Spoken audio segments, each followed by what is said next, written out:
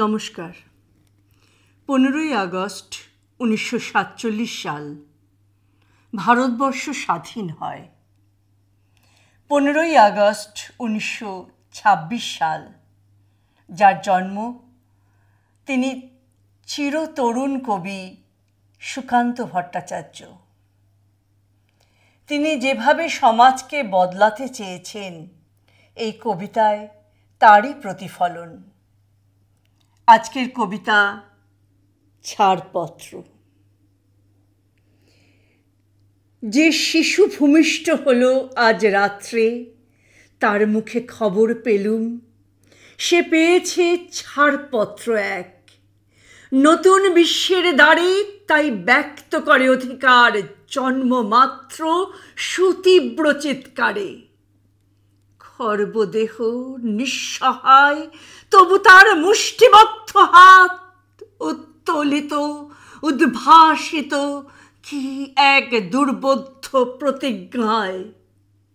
সে ভাষা বোঝে না কেউ, কেউ হাসে, কেউ করে মৃদু তিরস্কার। আমি কিন্তু মনে মনে বুঝেছি সে ভাষা, পেয়েছি নতুন চিঠি আসন্ন যুগের, পরিচয় পত্র পড়ি ভূমিষ্ঠ শিশুর অস্পষ্ট কুয়াশা ভরা চোখে। এসেছে নতুন শিশু, তাকে ছেড়ে দিতে হবে স্থান। জীর্ণ পৃথিবীতে ব্যর্থ, মৃত আর ধ্বংসস্তূপ পিঠে চলে যেতে হবে আমাদের। চলে যাব, তবু আজ যতক্ষণ দেহে আছে প্রাণ, প্রাণপণে পৃথিবীর সরাব জঞ্জাল।